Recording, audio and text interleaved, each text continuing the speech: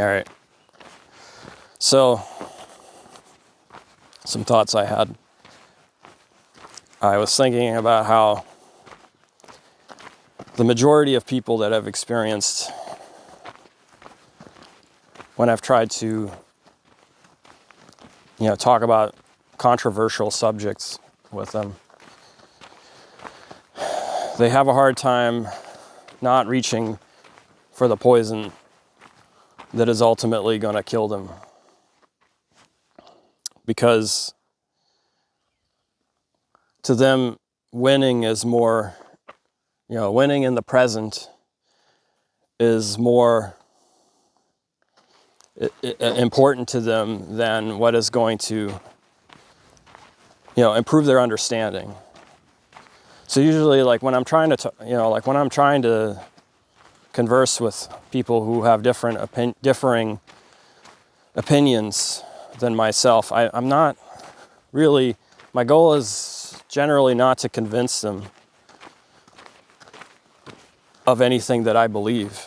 My goal is to get them to consider what I believe in, to consider the possibility that something other than what they believe may have credibility.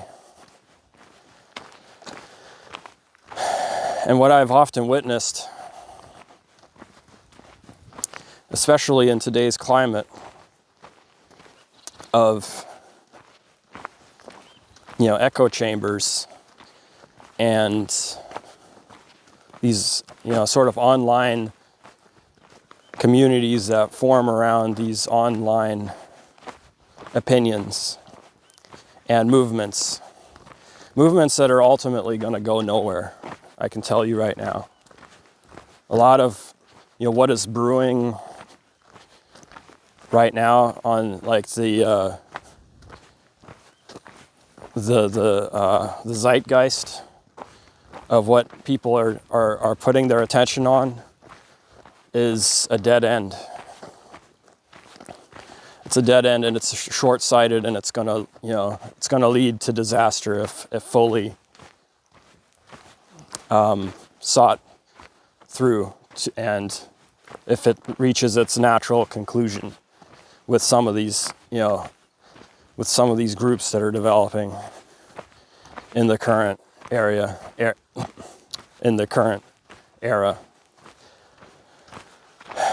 And it's sort of like the people have entrenched themselves into these trenches,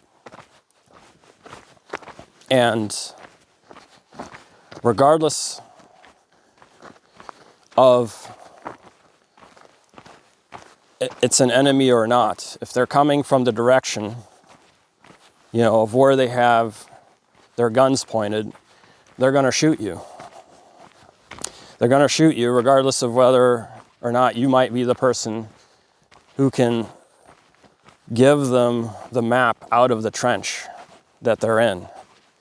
Because the trench that they've chosen is most likely going to be the trench that they're going to die in.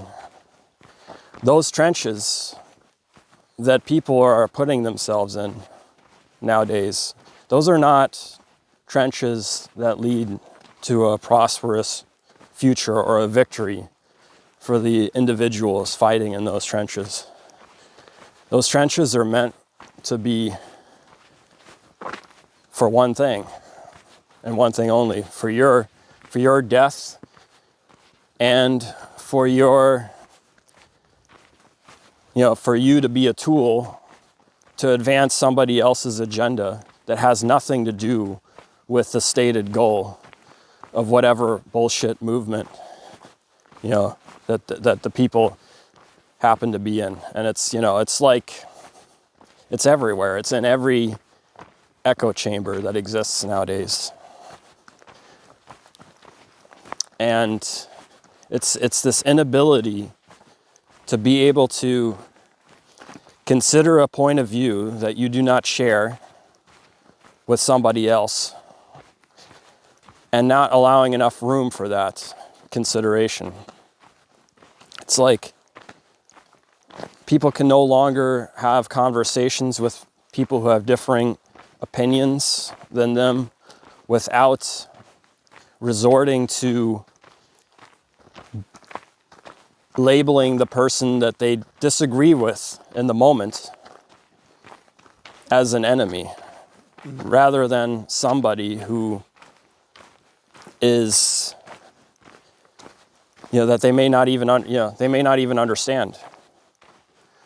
And they may not even be on a different side, or they may not be playing, be on either team, because they see both teams are not going to do anything but murder each other. And it's ultimately not going to lead anywhere. So, yeah, it's this inability to allow enough room in a conversation to be able to consider something other than what we've decided to be true for a second, to allow ourselves the liberty to not necessarily have our minds changed, but to consider the possibility that we might be missing something, or that at the very least we can understand where somebody else is coming from better, and to find a solution other than some kind of scorched earth, zero-sum game where nobody wins and nobody is understood and everyone is on a team, but the team is not really about the welfare of the individuals in the team. The team is only a front for some kind of inability within mankind to look at themselves honestly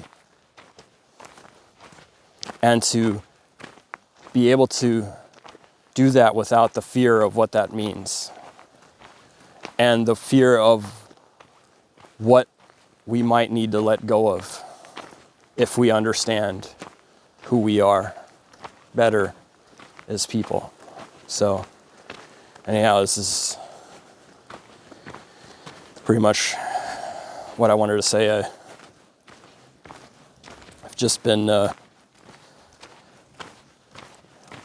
not super happy with, what the way the public discourse is going on nowadays. And I feel like there's no real, earnest communication taking place, particularly not online. But it does seem like, the internet is where a lot of, a lot of communication takes place, but not a whole lot is communicated, because it's like the minute you're like go into one echo chamber, you already know like what they believe, and they're gonna get triggered, and like you can't, like you try to like have a nuanced conversation, and it just it's like they come up with every like insult in the book for you. And yeah, it just it reeks a little bit of pre-World War II Germany to me. And I say this as a half German citizen who had a grandfather who fought in World War II on the German side.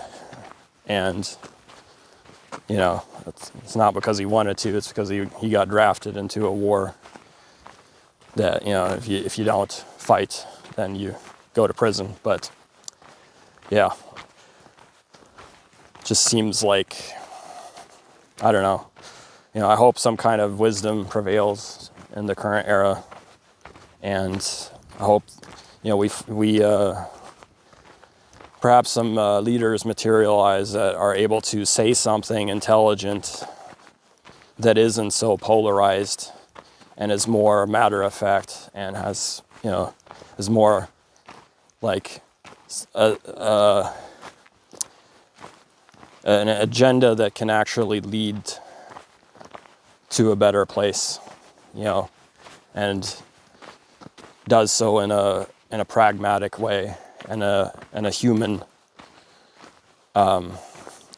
humanitarian way that considers what is actually, what human beings are actually like, and what is actually possible, and what is, kind as well. We can't force utopias. We can't force people to be like angels, but we can acknowledge what they're really like and how to